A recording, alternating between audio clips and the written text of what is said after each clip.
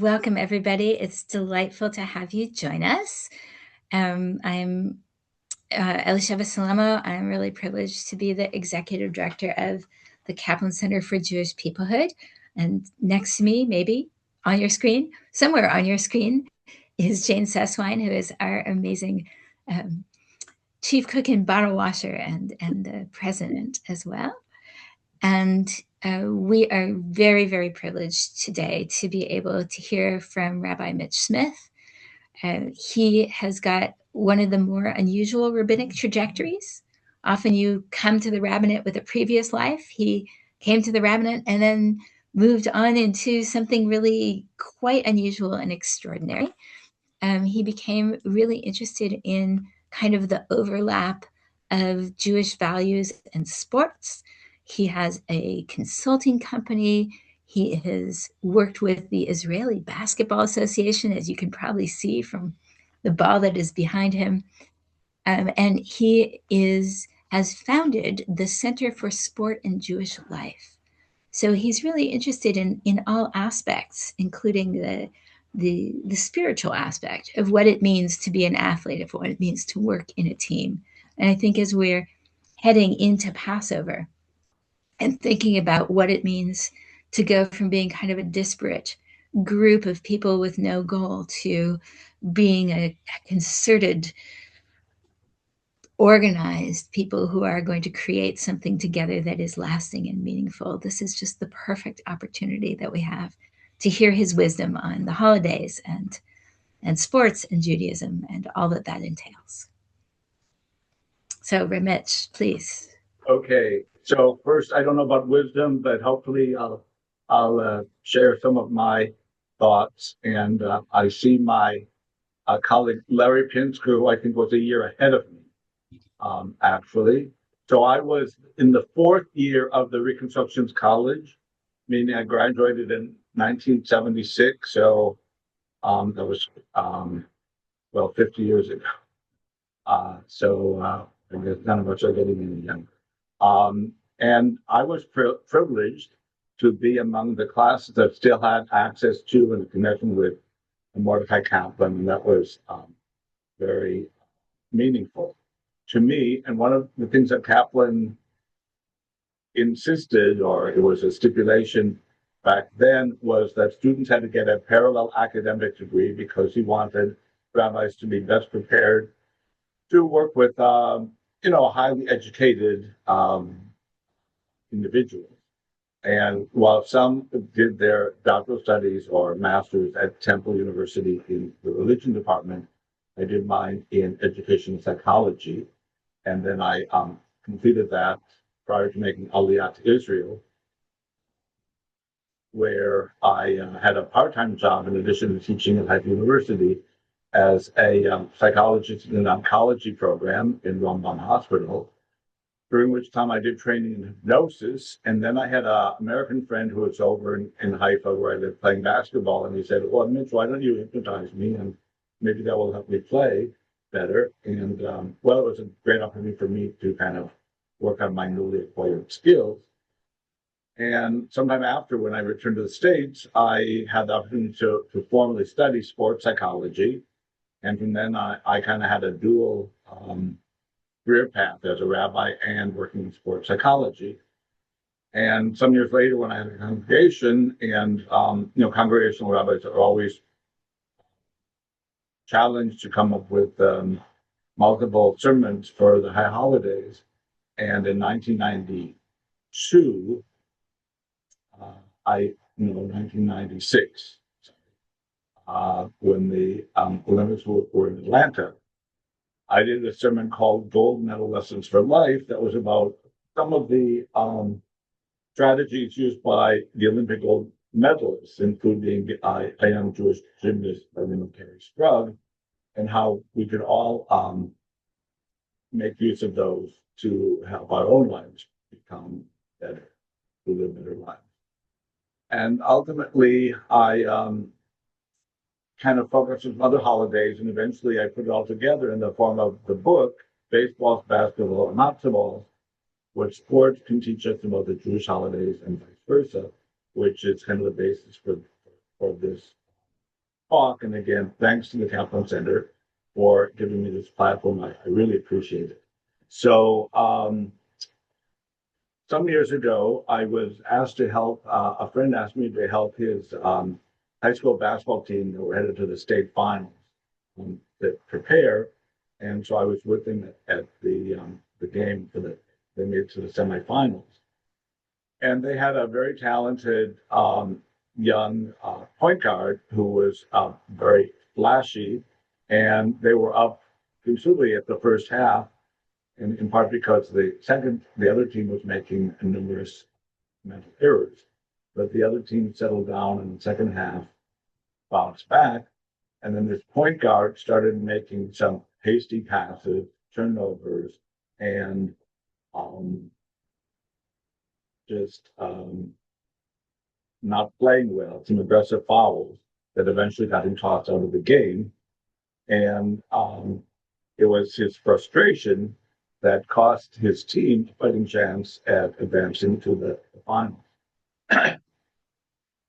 So, those of you here on this corner with me, think about a situation you either might have been in or something that you watched in sports where a player was getting angry and maybe his anger got the best of him.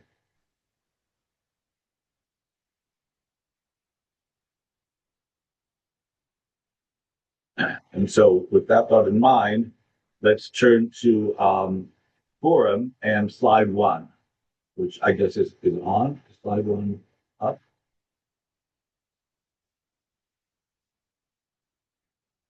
Hello? Yes, I'm slide not one hearing is you. showing right now on the Oh, okay. screen. Oh, thanks. Okay. Okay. So this is familiar to you. When Ahasuerus brought Haman into his cabinet and made him his vizier and second only to the king, and he wanted everyone to bow down to him, and only Mordecai wouldn't bow down. And the king's servant said to Mordecai, "Why do you fail to keep the command of the king?" Um, and when Haman saw that Mordecai did not bow down to him, Haman was seething with anger. Having learned of Mordecai's lineage, Haman was not content uh, only to take retribution on Mordecai alone, but rather Haman sought to destroy all the Jews of the realm. So Haman said to the king, "There's a certain people scattered abroad and dispersed among all the provinces of your kingdom, whose religion is different from all the others, and they do not follow the king's laws. Therefore, there's no benefit to the king in tolerating them. If it please the king, let it be decreed that they be destroyed, and I will provide the 10,000 talents of silver needed to carry this out." So Haman's ego was definitely hurt because Mordecai alone would not bow down to him. And first of all, we see, and this is very typical of anti-Semitism, that Haman created this climate of poison by starting with a fact that was true, that there were Jews scattered among the provinces, and their religion was different from that of their neighbors, but adding innuendo, because different in no way would mean disloyal. And then he went to an outright lie, maintaining that they do not follow the king's laws.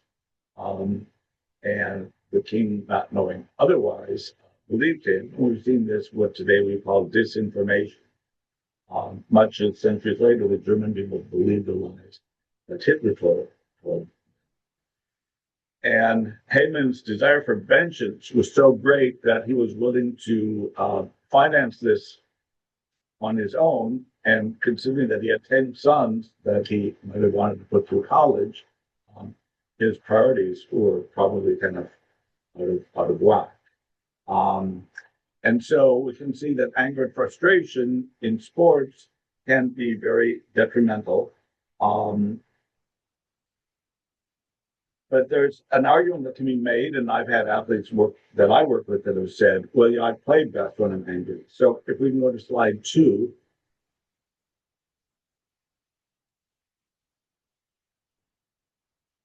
Right.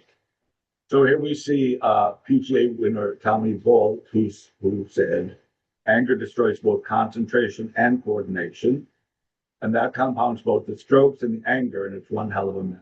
So anger begins as an emotion and as a cognition. Thoughts that we have, typically anger has to do with fear of loss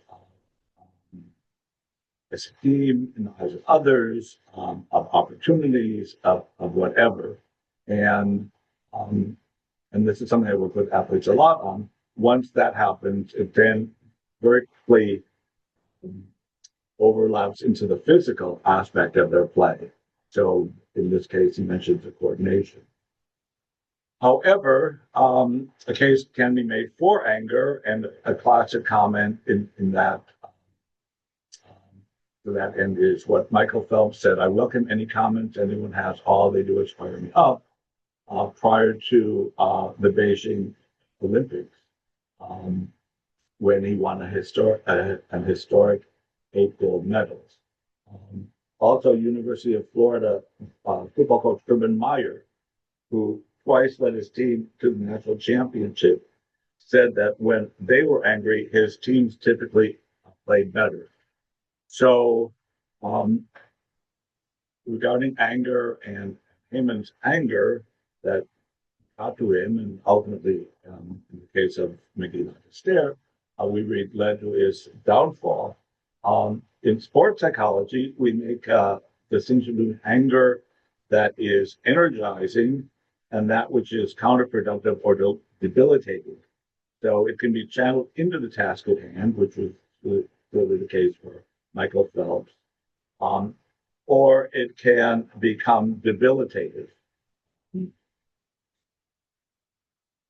And in cases where anger is directed towards avenging our hurt egos, or getting even rather than getting ahead, then it can become debilitative. So the question, it's not, is anger good or bad in sports?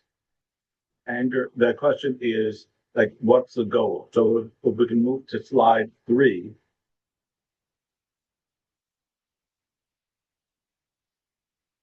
So to elaborate, sports psychologists make a distinction between 2 types of motivation: task motivation and ego-oriented motivation. Task-oriented athletes, for example, view success in terms of effort and improvements. Even when things aren't going so well for them, or when they're losing, they will remain motivated as they're not focused exclusively on the results. And to give just an example from my personal life, my dad, who was an avid golfer, once said to me, "Oh, I was really struggling with my chip shot. Do you have any advice?" So I said, "Well, when you're over the ball, instead of focusing on the results that you want, focus on the feel that you want to have in your swing." So we call this a process-oriented goal rather than an outcome-oriented goal. So you're focusing on kind of what you want to have happen, or how you want to be playing, and then typically the results take care of themselves. On the other hand, ego-oriented athletes place their emphasis on winning and outperforming others, as those events reinforce their success, whereas the first ones don't rely on outcome to generate a sense of success and well-being. Such athletes are more likely to cheat or cut corners, and when they feel their efforts are not useful in achieving the desired goal, they are more likely to withdraw or engage in negative behaviors to protect their self-esteem. So that comes back to that point guard I was talking about. Elite athletes are often found to be high in both ego and task orientation. They appreciate that it is not always possible to win, and that it's important to view success in terms other than outcome. But at the same time, they are highly motivated to win and outperform the competition. So we saw many examples of this in the recent Olympics, and in fact, the Paralympics are now being played. And I think there may be even more examples of that in the Paralympics, because of the challenges that those Olympians face. So, as I said, it's all about what is your goal, and when an athlete's goal is to get ahead rather than get even, it will usually be more to their betterment. Um, I typically, when I work with athletes, and I said, if instead of going out there and trying to prove something, you go out there with an attitude of more sort of disengaged curiosity, right? Well, let me see how well I can play today and can challenge myself. They typically do better.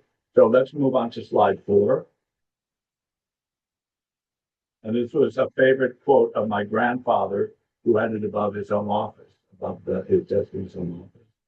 It said, as you ramble on through life, brother, whatever be your goal, keep your eye upon the donut and not upon the hole. So that's kind of succinctly um, says what I'm trying to say. So now another example of when anger can be facilitative is in the case of, and this is going back a ways, um, another swimmer, Jason Lezak, who in the 2008 Beijing Olympics was participating in the 4x100 freestyle relay.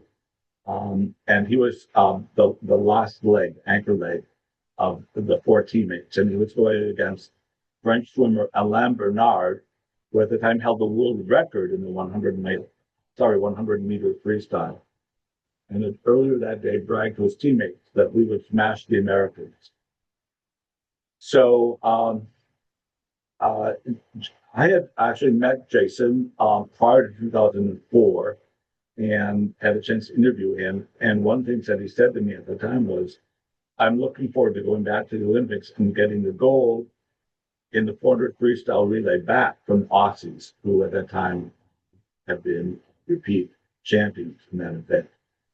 So Jason's historic last 100 meters in the freestyle is considered one of the greatest comebacks in swimming history. At 32, an oldest U.S. swimmer on the team, he overcame a near one body length deficit in the final 50 meters, meaning once he had reached the far end of the pool and was on his way back, to beat Alain Bernard and actually helped Michael Phelps win that 8th gold medal, securing his record. So when after the event, Jason said the following. Let's go to the next slide.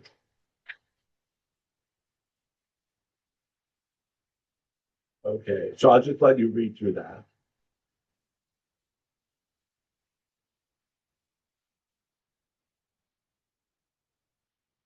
And you say he had like a kind of a anger, but that was facilitated on what he called a supercharge. And it just spurred him on in a very profound way to overcome that one body deficit that he had going into the last 50 meters and actually win it by a second. So that was a really an epic performance, and how anger can often be useful. So when I work with athletes, often when they talk about what's happening with them, many times because they have a sense or a pressure of needing to achieve results, they'll use words like I must, or I should, or I've got. And let's go to the next slide. When we talk about that, and I say, well, what if you, instead of using those words, you say to yourself, you say it differently. You say, instead of I should, say I can. And I'll have them say that, and then I'll say to them, what you notice when you say that to yourself that's different than first. And they'll talk about feeling just more relaxed and just better ready to perform to the full extent of the skills that they have. So if you're interested, I have an article on a blog page. That's the blog URL. And if you enter in I should, I must, I got it, it will take you to that article if anyone is interested. So let's stop here because we're going to move on to Pesach. And before we do, open it up if anyone has any comments or questions. Can we do that?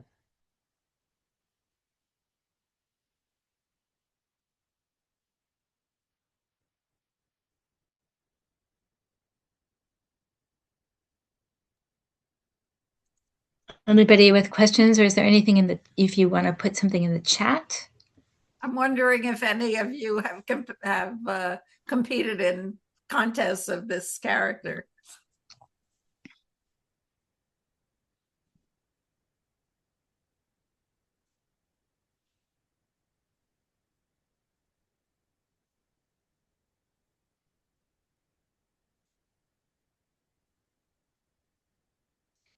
I'm thinking, Rabbi Mitch, that this holds true for all sorts of things. It's not just about sports. It's about academics. It's about changing your life. It's about finding something that you're looking for that's elusive. If you use that, the mindset of possibility, it really can help. Well, I mean, I find just personally, I try to sometimes at least practice what I preach. And so when I'm getting very angry and frustrated, okay, I have a comment. well, the situation, and that helps me sort of shift my thinking to a more productive direction. Yes.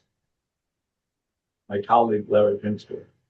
And Mitchell, it's 50 years since we last saw each other. We were in the same graduating class in 1976, so it's lovely to see you and catch up on the amazing things you've been doing. Yasher Koach, and nice to see you. See you, Larry. It has been.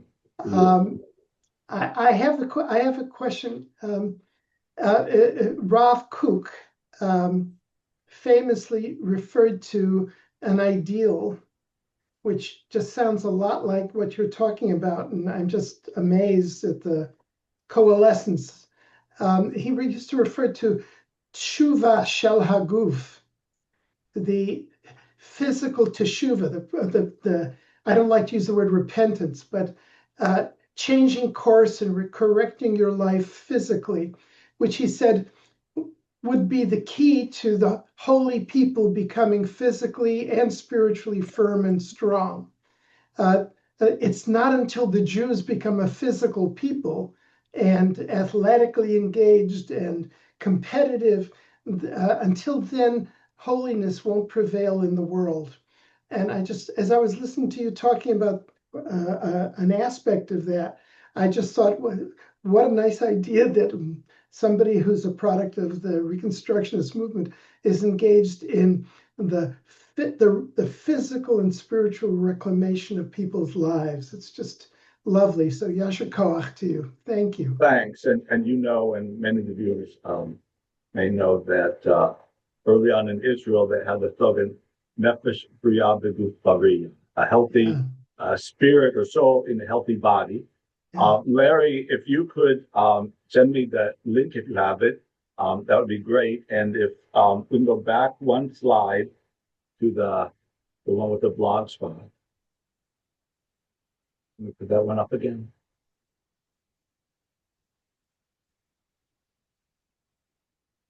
Well, let me just say it was okay. Well, it was Mitch Smith Mental Coach at gmail.com. That's my email. Mitch Smith Mental Coach there at gmail.com instead of the blog spot.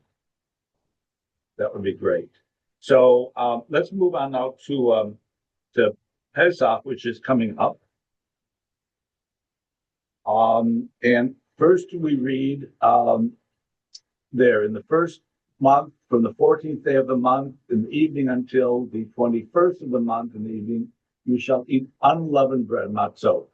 No leavened chametz shall be found in your houses. You shall eat nothing unleavened, only matzot shall you eat in all your dwelling places.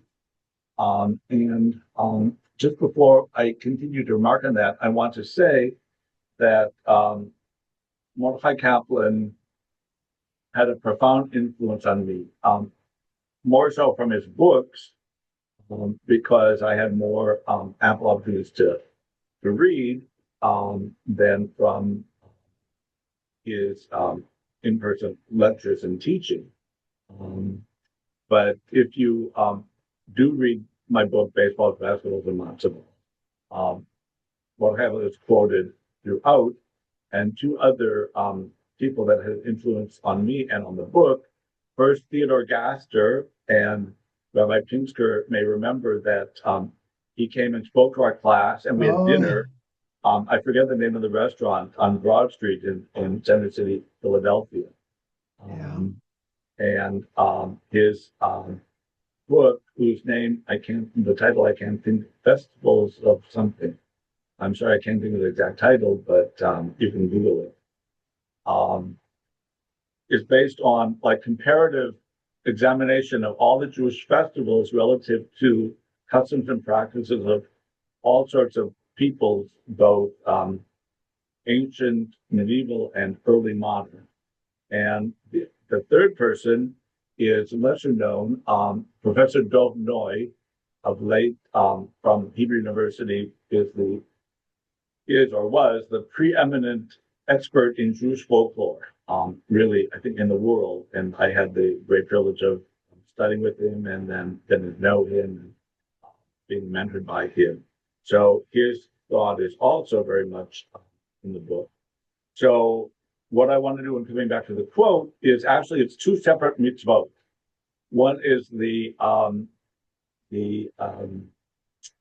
positive commandment to eat matzot, but also to abstain from eating chametz is a prohibition, and they're actually two separate commandments, and they really come from two different roots or strands that found their way into the one and the same holiday. So the first is the matzot. If we can go to the next slide. Okay, so this is an oven on which Bedouin or other nomadic groups would cook a flat bread that had no yeast and didn't rise. That was like a matzah, and in fact, the Yemenite matzah, as well as the shmura matzah that many of us have in addition on our Seder, is round like that. And one time when I was living in Jerusalem, I was invited to a home of a Tunisian Jewish family, and they went out in the backyard and they made that for the meal, which was a kind of a pita. And so this was what the shepherds and our ancestors' earliest experience was as shepherds. They would eat this, and in the spring was the time of the like the birthing of the lambs, and so they would be very involved with that, and they would celebrate that, and so this came down to us as a vestige of that time with the eating of the matzah, and of course a story that as the Israelites left Egypt, they had to they could not tarry. And so the bread what they baked didn't have time to rise, and so it was a form of matzot. Which matzot, on the one hand, we say halach ma'anya, this is the bread of our affliction, and the other hand, it also is the bread of our redemption. So it's kind of one thing and the other, which is okay. It can be both things can be true.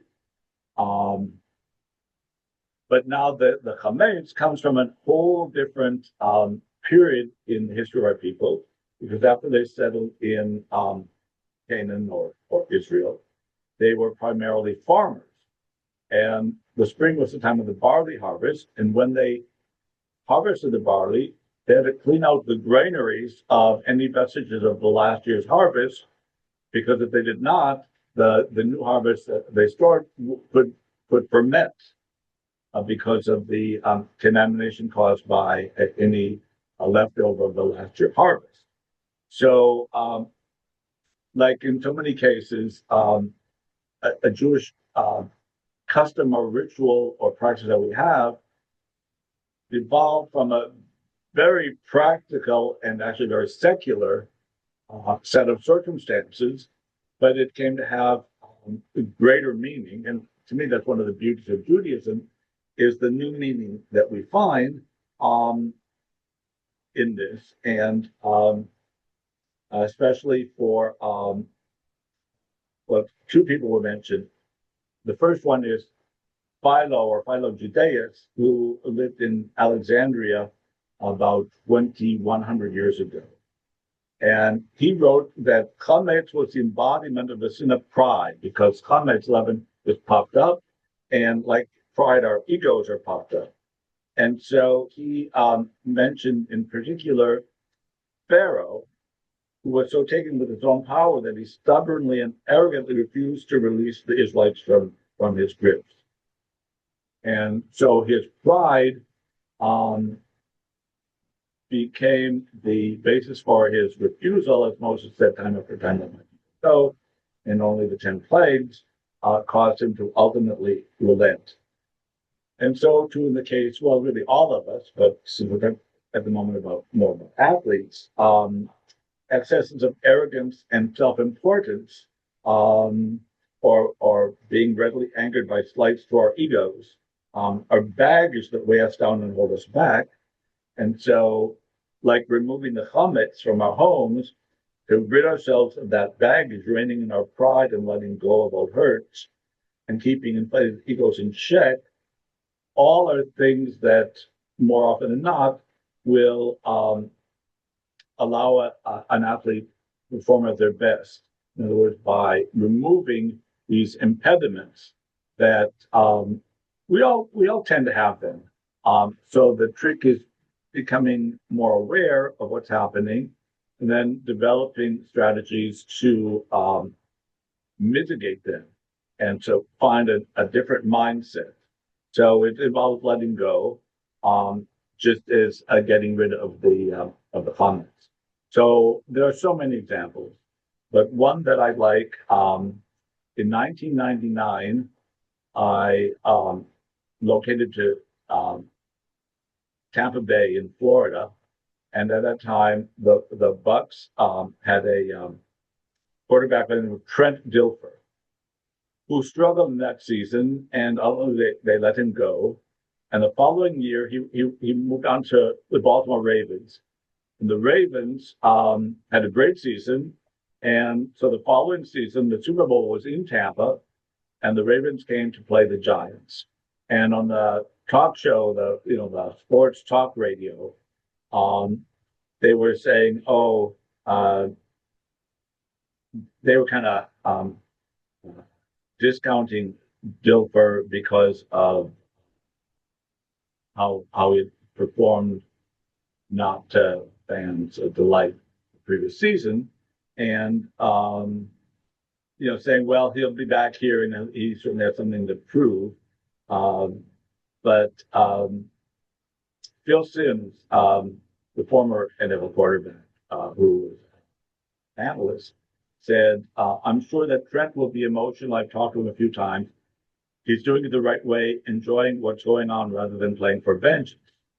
And after the win, and Trent Dilfer was named the Super Bowl MVP, and he said, I know what people are expecting me to say, meaning, well, I guess I showed you off. But what I really have to say is that if you face adversity, the victory is what you come with at the other side.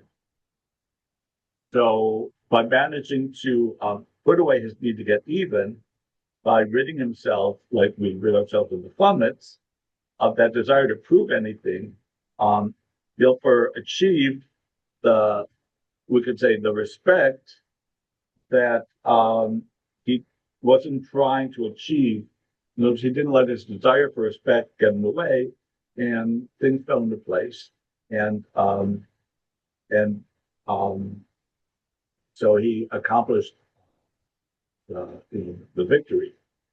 Um, so let's go to the next slide. Okay. So if everyone can read that, I'll just let you read that on yourselves. This is from Phil Jackson's book, Sacred Hoops, and it's a great story about letting go.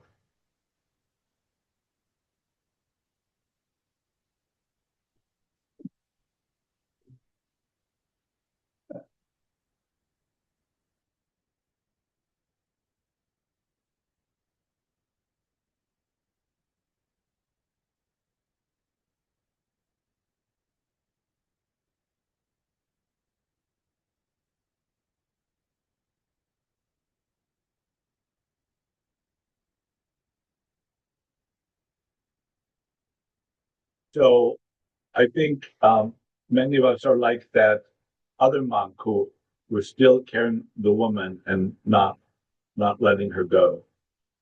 So again, it's about developing a greater awareness of what's happening, and then finding the strategies that work for us to let go. The strategy will vary from person to person. Um, and I wanted to share something that Dr. Thomas Perls wrote in his book, Living to Be 100. And he reported on research that elderly individuals who are effective in letting go thrive much better than those who insist on holding on to past hurts, for the need to even the score with others. Again, something I think we can all identify with, because who among us hasn't, had those feelings. But when we do let go, so when we get rid of our like metaphorical summits, when we're able to shake off the burdens of past mistakes or the weight of old failures, or rid ourselves of long remembered hurts, then we liberate ourselves, we could say, from slavery to the past, just as our ancestors were liberated from literal slavery. Um, so now, bear with me, I'm just checking on the slides.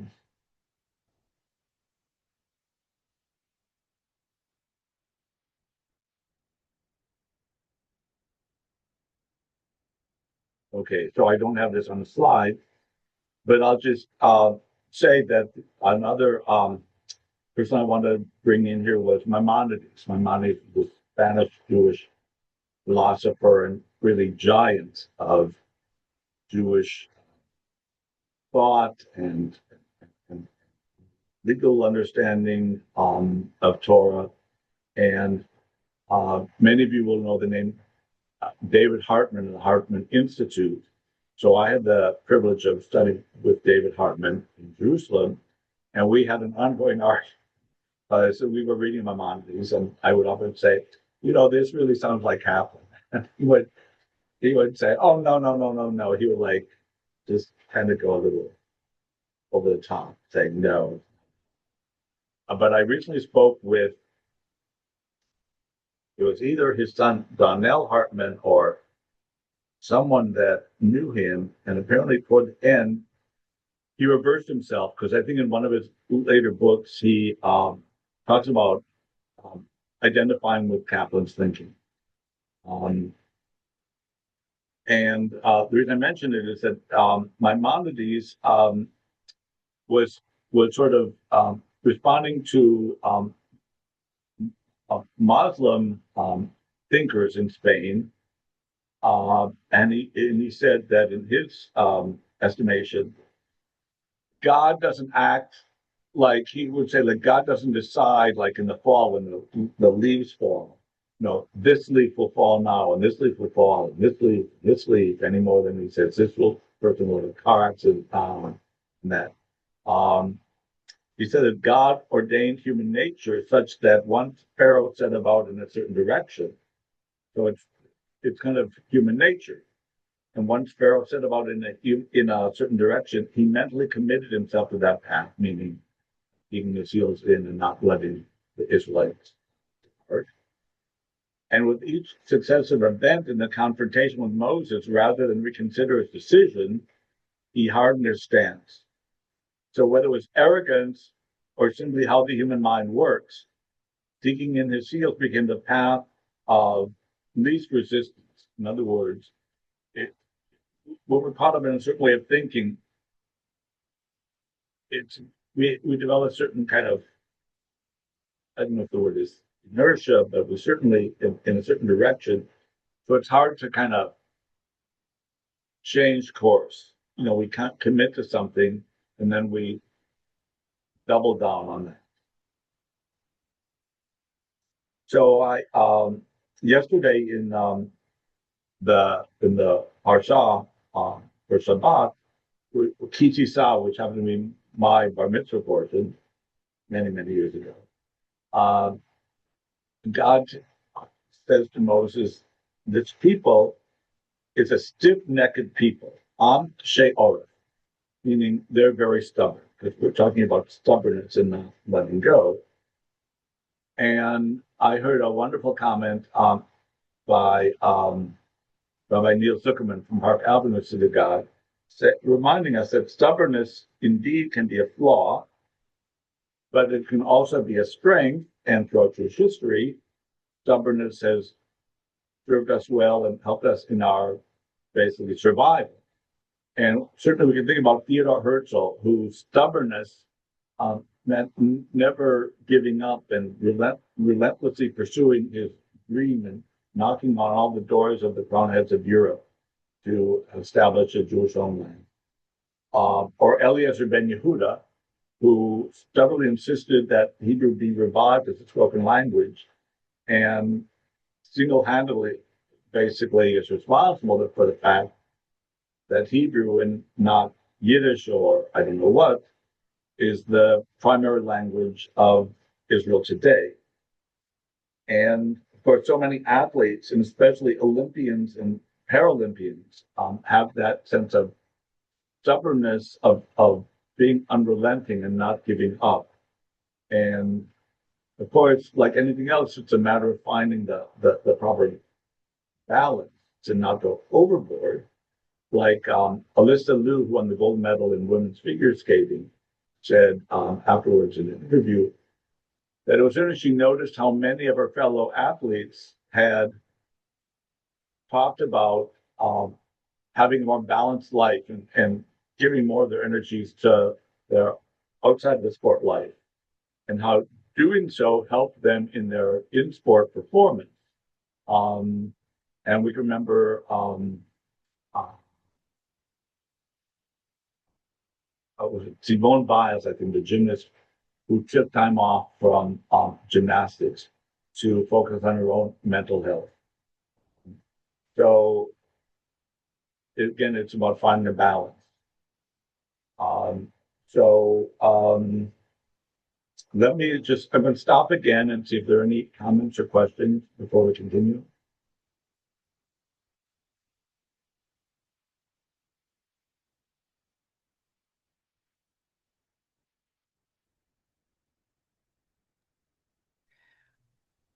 So I'm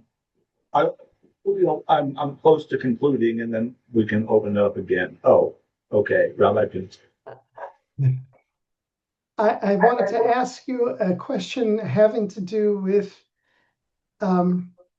your personal observations of people taking coaching and inspiration from the work you've done and guiding them, and the teams that have been aided by you.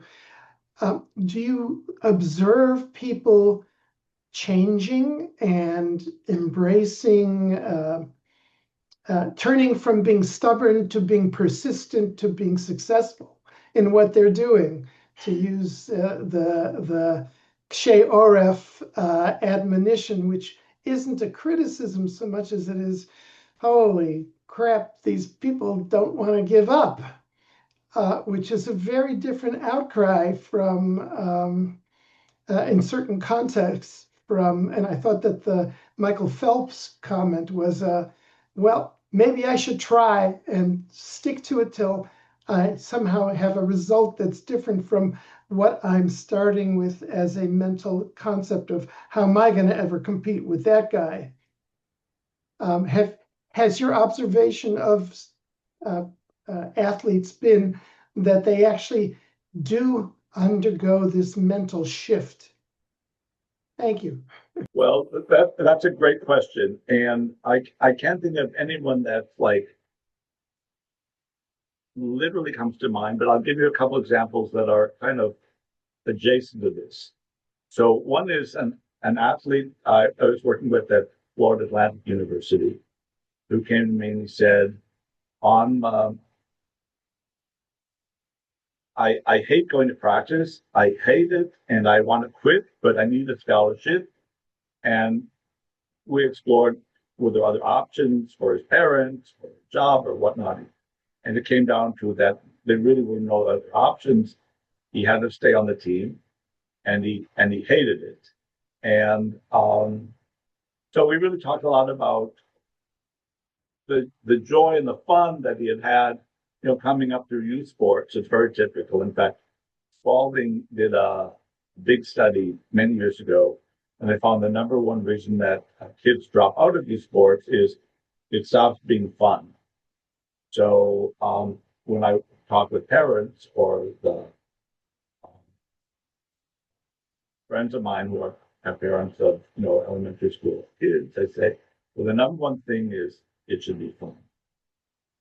And so I said that I was like, it'd really be a shame if after 10, 12 years that you loved your sport, you left it, he would say graduating senior, and you left it with a really bad taste in your mouth. Wouldn't that be terrible?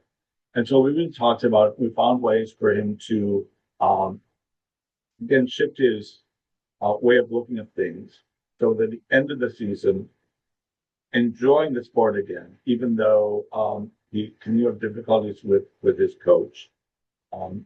But he moved past the things that were bothering him. And it was just really, really great.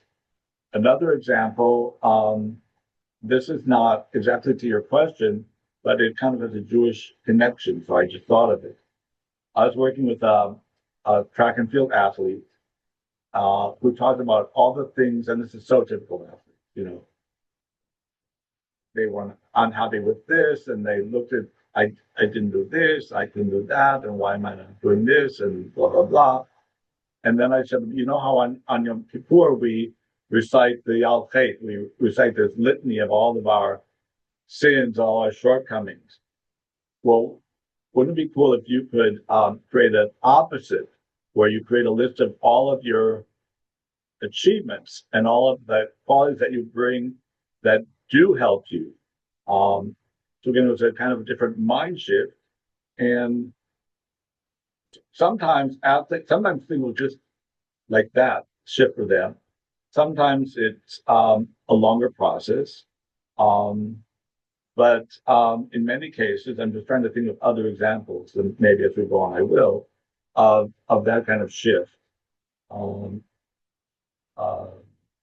But a lot of it often in the college level in particular will have to do with difficulty with the coach. And so it really gets down a lot to, well, everything having to do with the coach, you can't control. You can only control how you respond to the coach's behavior. So we get that kind of shift going. Mitch, just before Rabbi Smith, are you familiar with Havidui Hamashlim that Rav Kook wrote a reflection which turned into a Yom Kippur reflective piece that ended up being set to music by a former congregant of mine. It's a confessional, a vidui for Yom Kippur of all positive traits. We studied, we cared for each other, we loved one another, we were dutiful, we were responsible. And it's the musical setting by Sonia Rutstein is moving and powerful. And as a confessional, it takes you out of the framework of listing all the bad things into thinking about the high ideals that are involved in everything that we do if we're really part of a community. It's a beautiful reflection. I'll send it to you. I Okay, have great.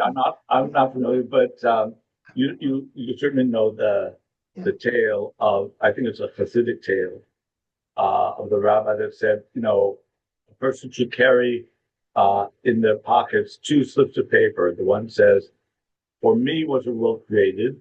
And the other one says, "I am but ashes and dust." So it's like both. And again, if we keep both in mind, we don't go to one side. We always have the other side to kind of anchor us back. And so it keeps our perspective kind of centered. So we get lost in self-recrimination. Okay, so now, as I said, I was living in Tampa, and in 2001, I flew up to Minnesota, where I'm from, to go to the NCAA Men's Final Four. And in the final game, Duke played Arizona. And of course, I was rooting for Arizona because I'd been the Hill Rabbi there previously. But Duke had an amazing second half comeback, and they won, and it gave them their third NCAA title after the two with the Grant Hill Christian Laettner squad. And so later that week, I was driving to work and listening to the radio, and I heard Billy Packer, who's a college basketball analyst, say, "Now that Coach K has 3 rings to his name, any other coach looking to establish his own reputation will have to go through Mike Krzyzewski." In other words, he's the man. And you might say, to be the man, you have to beat the man. And all of a sudden, I had this thought, oh my goodness, now I get the whole story of Exodus and the liberation. And so let's go to the next slide.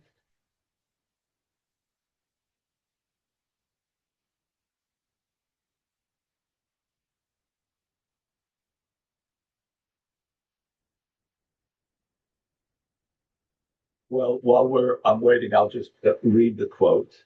Hopefully it'll be on the screen soon. Where God says to Moses, "Go before Pharaoh and tell him, 'Thus says the Lord God of the Hebrews, let my people go, for I will send my plagues into your midst and among the people, that you may know that there is none like me in all the earth. I shall show you my power, that my name may be declared throughout all the world." Okay, there we go. So here's the thing. God creates the ultimate scenario to establish his name, which before this, he was kind of on the sidelines, let's say. Certainly on the sidelines of the world stage. So Pharaoh is like Mike Krzyzewski. He's the top dog. He's the power. So basically, if God brings that power down to his knees, then God becomes the new top dog,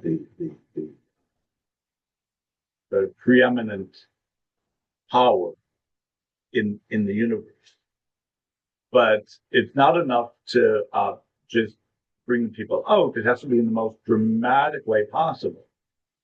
So the 10 plagues really established that, one after another after another. I mean, I think the story, we'll all agree, is just really amazing. It's just built for drama.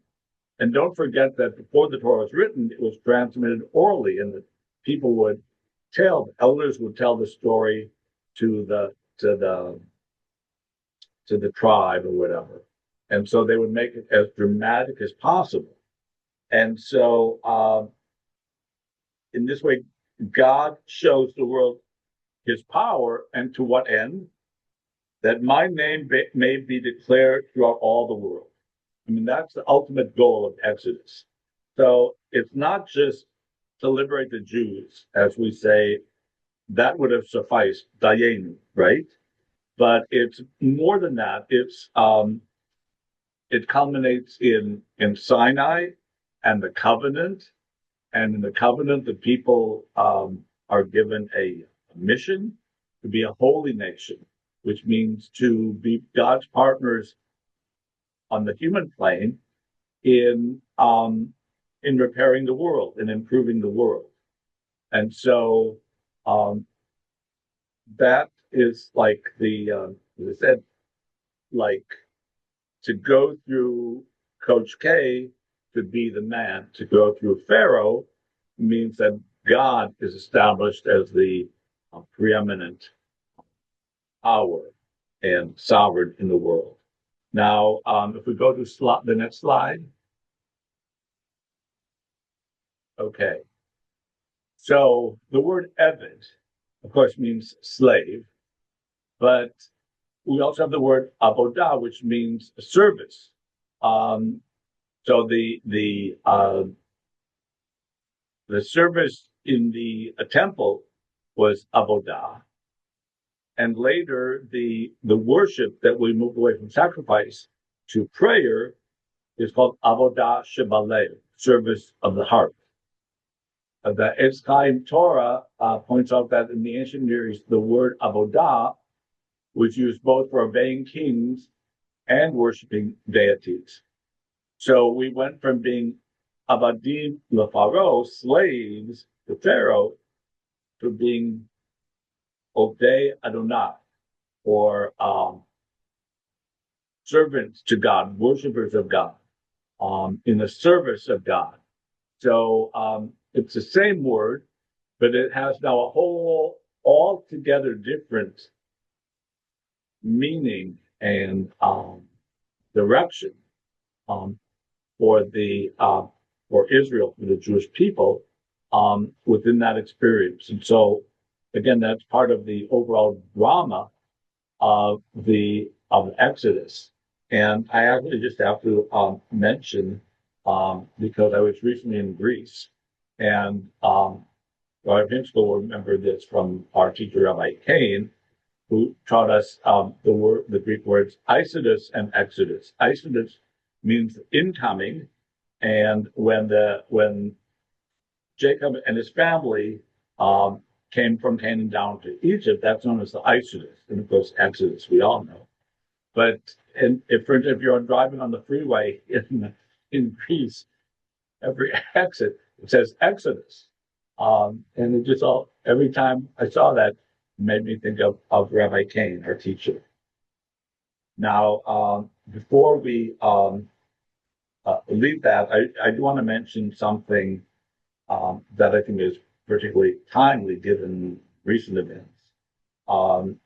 So if I recall correctly, and I don't have it in front of me, but the Kaplan Haggadah, the original reconstruction Haggadah, deleted the traditional reading Shpoch Hamatcha, where we would say, pour out your wrath unto the nations that knew you not.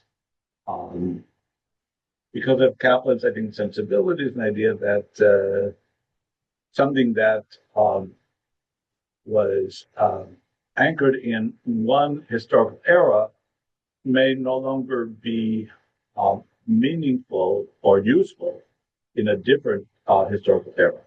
However, I think it probably does include, on a similar note, the Vihish Amda, where we say that in every generation there rose against us those that to try to destroy us, to put an end to us, and God saved us from their hands. And so, if you think of the what's happening right now in the Middle East, it kind of resonates to that. I want to get into too much, but I think one cannot help but think of that any more than Haman being in Persia also kind of made a connection to recent events. So I'm just about to wrap up. So let's go to um, the next slide. And this is just a side note that I thought was interesting and to include in the book. Because we opened the door for Passover, on Passover for Elijah, who was a harbinger of liberation. And so in soccer games in Israel, when it's a tie, it's called teku. So teku is an acronym for Tishbi Yitaret Kushiot Ubayot, that Elijah, known as the Tishbite, will settle difficulties and problems. Now, this had to do with the rabbinic discussions of the Talmud, and rabbis couldn't agree. They would call it a draw and say, well, in the end of time, Elijah will resolve it for us. So a draw in modern soccer parlance in Israel is called teku, and I think when people say it, they don't even necessarily reflect on the ancient roots of that term. But I think that's another interesting example of where Jewish tradition in various ways sort of infiltrates into everyday parlance, and in this case in sports. So can we go to the next slide? So this is just a plug for my book. If anyone's interested, basically, as I said, it started out with what was a high holiday sermon called Gold Medal Lessons for Life, which was how what some athletes, the strategies that Olympic gold medalists use could be adopted by each of us going into the new year. And it's and so the material that I drew from today is also from chapters in the book on Purim Pesach, and there's every single holiday, and it's available on Amazon. It will make a great graduation gift, and the profits are used to support Jewish education and also programs in Israel in the what's called the Gaza envelope. That's the area that was attacked on October 7th. So apart from the fact that I think it's a book that you may find of interest, it will benefit those great causes. So that's basically what I wanted to share with you all today. And now let's open up for additional questions and comments.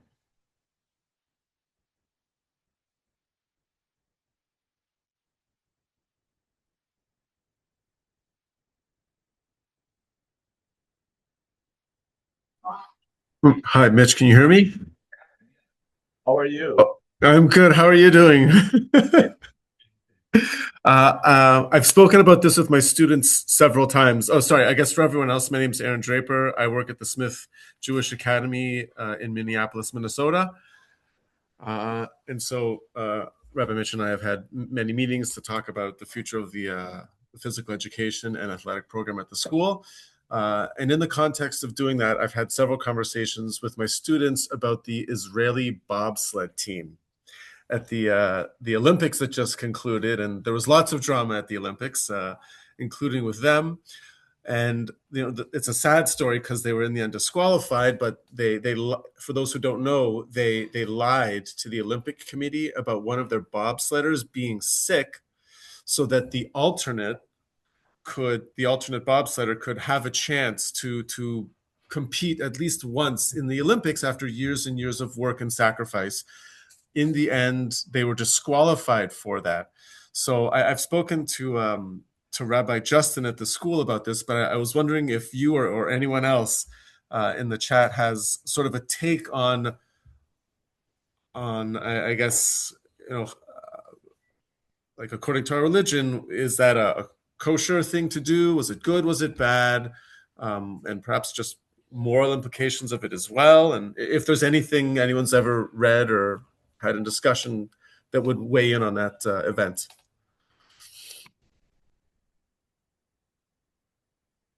Not to put people on the spot, I'm In case you're sorry. not familiar, as I was not until I Googled it, it seems that in one of the latter heats, the four-man team wanted to replace one of their participants. And so somebody indicated that he was unwell because illness. There are, you basically can't make substitutes except under certain situations, illness being one of them. And it came to light that he had, well, died. And as I understand it, it was the Israeli Olympic Committee that then withdrew them. So I don't know if anyone else has read about this and wants to comment.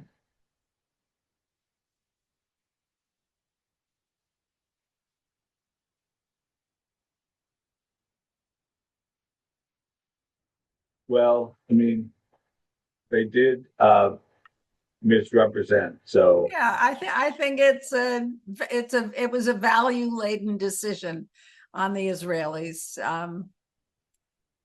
You should play fair. It was unfortunate. It was motivated clearly by good feeling towards the other participant. But well, I have had some previous communication with AJ Edelman, who was the lead figure, not only the lead figure, but the engine behind making this all happen. It's like if you saw that movie Cool Runnings about the Jamaican bobsled team, it's very comparable, and they call themselves Shul Runnings. And he's just been at this for years with funding and with getting equipment and all of that. And so I think they had so much invested that probably ended up being their Achilles heel, causing them to kind of make this step because it would have been too frustrating otherwise. But from what I read, that was just an unfortunate choice. And, so many things in the Olympics. You see the people that fall. I mean, if you remember, if anyone is members, Dan and Dave from the 1988, when they were both in track and field, and they both had this really epic thing, and there was commercials like if you're Team Dan or Team Dave, and then Dan O'Brien in the qualifying, whatever the event was that you qualified for the Olympics, in the pole vault had what they call no height. It means all of his jumps failed, and so he could not make the team, and they had to wait 4 more years. And after 4 more years, if memory serves correctly, he medaled in the decathlon and maybe gold medal. But because it was only 4 years, you have a huge amount of time that you're just like really frustrated. And there are many stories I know of that that's all another discussion. So that's what these athletes, that's their mindset. And unfortunately, in this case, it sounds like they made a bad decision. So I guess come back to your question, Aaron, and the kids. I think this can be a good, what they call it, cautionary tale. How do you get into that situation? How can we understand why they did what they did? And then how do we see why it was not the best decision? So it's a great event. It was very recent. I would use the word bad with quotes around it. So, I mean, it's interesting. I wasn't aware of that rule. If some of you are aware, there are events like in the Summer Olympics where you have other athletes who can compete in earlier heats, and then in the finals you can put your 4 best athletes, like in track and field in the relays. So it's unfortunate here that you can't, if you have a backup, that you can't put that person in without having to make up an excuse or fake an injury or that kind of thing. I mean, I guess the Olympic Committee wanted to be on the up and up and show how ethical and moral they were, and self-reported, and the team got disqualified. But in the grander scheme of things, is it more positive for the team members to be able to enjoy the fact that they all got to participate and they all had the Olympic experience, even though they got disqualified? Okay, I mean, you know, um, I don't know how big a deal it is to get disqualified in that context. I mean, that, they're going to have to give back their uniforms or stuff like that. I mean, that's not going to happen. So, Yeah. I wonder if in the grander scheme of things, this was, for the team members at least, was the right thing for them to do, given the training that they put together, the hard work they put together, and whatever the goals they had for achieving their own level of performance and so on. So, just a Um, few thoughts. Yeah, I can, I, I was just going to say quickly, and then we'll let others know. I think that's a great point, and I guess we would have to ask them how they, in retrospect, how they view the decision, and what would they do the same or different if they could do it again. the very first Olympic bobsled team from Israel brought a Canadian from Winnipeg, Manitoba in to train named David Graves. I knew David when I was serving a congregation in Winnipeg a couple of decades ago. And he said one of the most difficult things that he faced was that there was a constant tension between feeling beleaguered because it's Israel and Israel's always under siege from someone who's targeted Israel for disapproval or sabotage, even through formal application of rules. And so the team oftentimes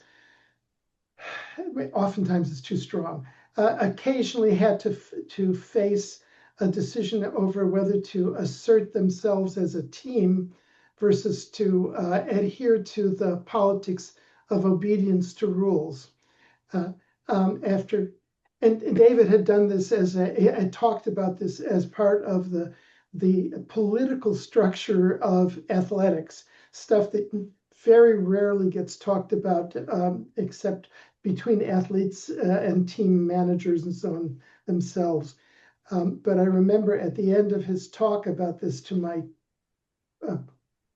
post-bar mitzvah confirmation group, he handed me a copy of the very first run of a T-shirt for the Frozen Chosen, which is the name they had back then, the Frozen Chosen. But he said they really had a political struggle because the sense of team spirit and national pride at being able to pull together this team was often in conflict with the rules and he'd never used the word anti-Semitic. He was very careful not to accuse the Olympic officials of anti-Semitism, but he said they often applied rules with disproportionate weight given to certain countries. So that's from somebody who helped shape the very first bobsled team. Well, that's a great story. It's freaky to have it. Yeah. Mitch, it's freaky to have an experience where you can apply to something as very wonderfully personal and esoteric as what you've been presenting to us today. Thank you. And Mitch, I'm wondering if you can talk to us about shame. The shame of failing your teammates, the shame of not being played for whatever reason. Like, how do you help athletes when you deal with that? That feels like something that's very hidden within Jewish tradition. Yeah, that's a great question. And I'm just kind of thinking in my mind regarding that. I guess shame has to do with self-recrimination. And so part of it is kind of looking at what are the sources of that. Like I said, a lot of athletic, in Portugal, we refer to it as anxiety. And I think a lot of it stems from a fear of loss. So shame may have to do with a fear of loss of self-image, of self-esteem, fear of letting down one's teammates, one's friends, one's parents, and more often than not, the fear that one harbors is disproportionate to what those friends or parents actually feel. Because when I talk a lot with athletes about, well, your parents are good, they love you regardless of what, and it's not, you don't perform to increase the level of their love for you, and it's something that athletes work through. And then, of course, in the case of sports, it's, well, what price do you pay in performance by having these thoughts? Is this useful? Can you find a better mindset? I'm just trying to think as far as and, I mean, I just think a lot of it has to do with, like, being the best person that you can be, and then let the chips fall where they may. More often than not, when athletes kind of have that quality, they do better. I had an athlete, just actually an Israeli kid that was living in the States, and was a high school basketball team. And he would have all this inner dialogue when he was on the court about that his teammates would diss him, or they'd say, "Oh, you take bad shots," or a lot of it was in his mind. And we talked about this quite a bit, and I helped him kind of figure out, well, who are you? What are you at your core? What's the part of you that is so strong that can't be taken away? We spent a couple of times really focusing on that, and once he had that down, the other stuff didn't bother him so much. So I hope that I know that's not a great answer. I'm kind of struggling to respond, but hopefully it gives you a little piece of response to a great question.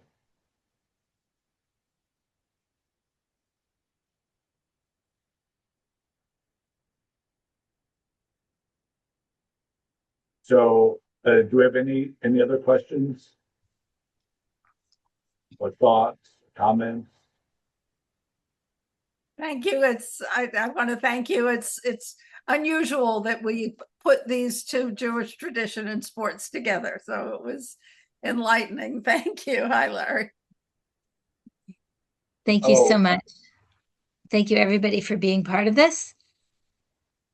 Can I Go, Larry. suggest, Aaron, may I suggest to you, if you want to contact David Graves and have him talk with you about this issue, if you look in the chat, he actually has an entry in Wikipedia. He was the co-creator of the bobsled team in 2002.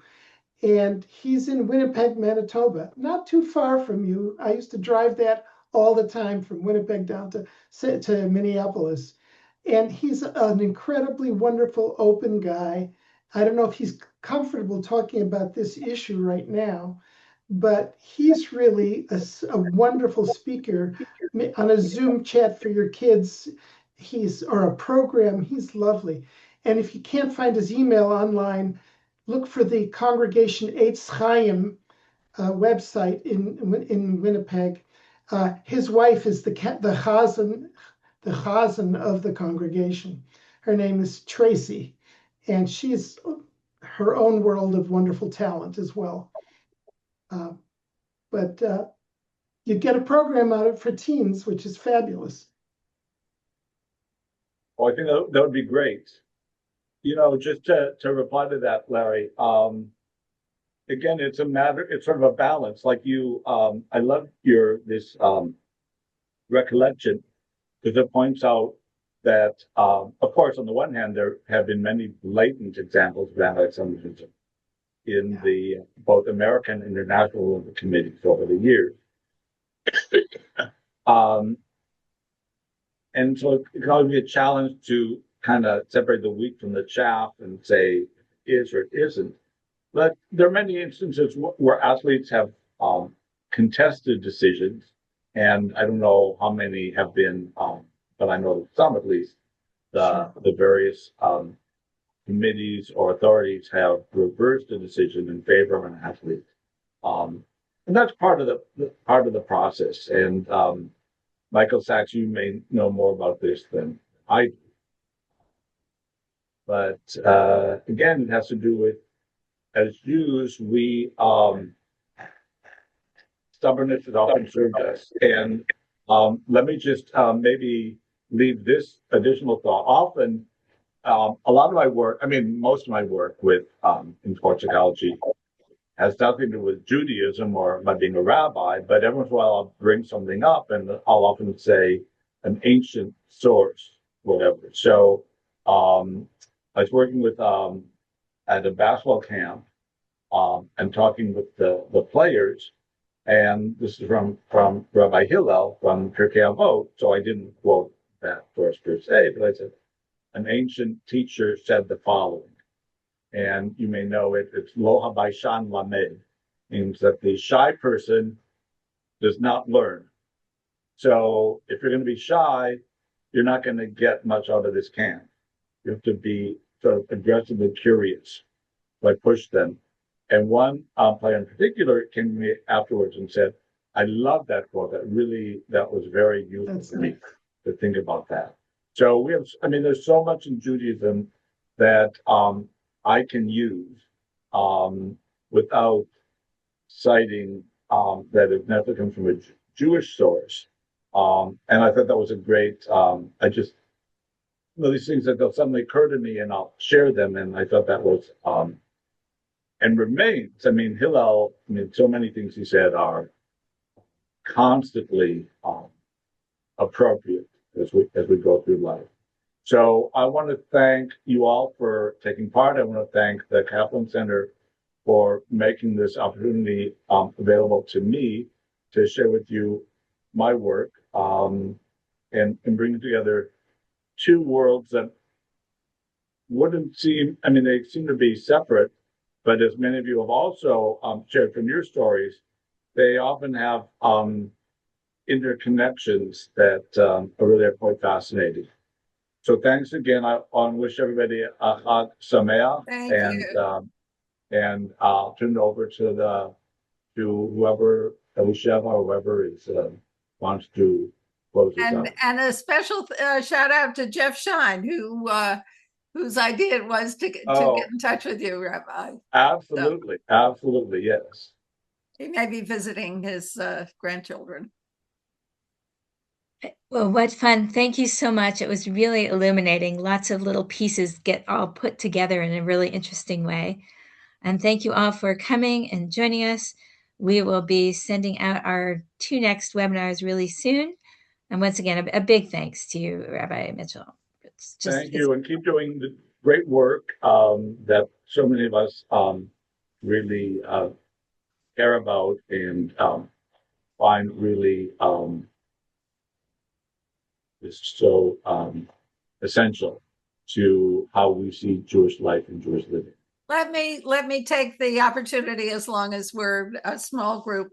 There are two things that have been put on the website. One is a 3-session Melton class on Kaplan, Restless Soul. It's a new book that was written for the Yale series on Jewish thinkers. And so it's Ed Feinstein, who succeeded Harold Schulweis at Valley Beth Shalom, and Jenna Josselett, the author. And she'll be speaking at the convention. Wonderful 3 sessions. And then I'm not sure it's quite on the website yet. I haven't checked. But one of our board members, Dawn Rosen, had a congregant who had some audio files of Kaplan giving a talk in 1959 to a temple in Trenton, New Jersey. And it could not be a clearer, concise outline of what his philosophy is. He talks about American religion. He talks about the evolution from pre-temple times of the Jewish people. It is wonderful and short, unlike his books, which are not short.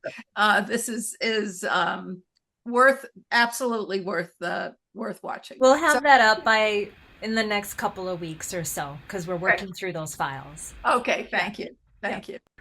Okay, I'm glad you mentioned that. So Larry may remember when we were students at the college in the early days, they had these records, and it was Kaplan reading excerpts from his book, Questions Jews Ask. We have that. Eric Kaplan has those files. So we're trying to figure out how to make them appealing, how to work it. If you have any ideas, let us know, because it's a huge. Is the question that you want to turn them into audio files on your website, or is it that you want to present them with something more substantial? Well, I think catchy is I think we're trying to figure out how to get beyond. Aaron, you are the youngest member of our group. But, we want to get beyond the gray-haired Kaplanians who are dedicated and knowledgeable. Jomi, you also, and Renee, I can't see you. But we feel that the message is so appropriate to 21st century Judaism. And so we're trying to figure out, and if any of you have ideas of ways to use social media or any of the platforms that younger people use, Aaron, you would be a perfect source with your contact with young kids. I was with my grandchild the other day, and I said, "Where do you get your news? How do you find out about things?" Instagram is all he does. So we need to get into a world other than webinars and websites, and we would welcome any of your ideas and creativity. I mean, I guess I always grew up with the internet. I didn't grow up with social media. I'm very limited in social media as it is right now. But my understanding is to hit as many audiences, diversify the way that you can have people access the information you'd like to share with them. I know, I guess my experience in America, and definitely with my time in Israel, Instagram is big. Instagram is big. Some people prefer YouTube. Some people connecting through Facebook. TikTok is out there as well. But getting someone who's well versed in all those sort of social media platforms to say this is the information that we would like to have readily accessible, because it needs to be readily accessible, like a few clicks and they're listening. Right. There's also podcasts. I have several students actually at the school who make a baseball podcast. It's three brothers, and they get a bit of help from their mother and father, of course, but they're the hosts and sort of the producers of it. Podcasts are also something that that young people listen to and have definitely taken off in the past, I don't know, decade. But diversifying is a big thing, I think. You need to get some teenagers to do a service project, and they're the ones who are living in that, and a service project from, their Hebrew school or whatever, and put together a plan for how best to do it along the lines of what Aaron said. That's a great idea. They're the experts. They're the experts.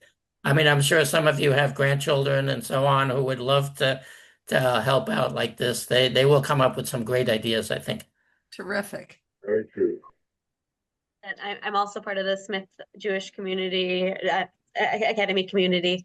And ironically, there's a mitzvah fair happening exactly at the same time right now. So I think a lot of people wanted to be in two places at once. And we know that everyone's heading to a mitzvah fair. So lots of good places to be in the same afternoon. But thank you again, Rabbi Smith, for hosting this and being a part of the Smith Jewish Academy community. So I understand this is being recorded, and will it be available for Absolutely. people to view? It'll be put up within a couple days. On the website? Yep. On the website. Excellent. I also wanted to thank Sheridan, who's at least in my upper right on my screen, who is our amazing administrator who does all of the tech stuff for us and has helped us to make it as far as we have. So really wonderful. All of our past webinars are posted. So you just go into past webinars for for years. No, I have a very good friend who was a coach for many years at Lafayette College basketball, who's Irish. So he said that there's an Irish goodbye. It's when you leave without saying goodbye, and the Jewish goodbye is when you say goodbye without leaving. So maybe we can kind of find a way to say goodbye, wish everybody happy Pesach, and yeah. Mitch, I'm going to ask that if you publicize Mitch on the website, and you're going to have some kind of visual, get a clip of his photo from the class of 1976 on the website of the college. Mitch's hair is a little bit shorter than it was in 1976, but it's a great picture of him with that 1976 hairdo. Can you send me that, Rabbi Smith? I don't know. I don't know. I'm Tell sure me where it's at. it will come to light. It's in I the mean, Rebecca Alpert mentioned you in her Yovel speech. She may have a copy of it. Yeah. Okay. Alrighty. Thank you And so my much. thanks to Thank you everybody again. for It was really delightful. being part of this. Take Toda care. all rabba, two of chaverim. everybody. Good to Okay. see you, Mitch. Bye-bye. Okay. Shalom. Thank Mikra. Yeah. Bye. Thank you. Bye. Take care, Rabbi Mitch. Thank you. Okay. See Bye. you. Bye. Thank you.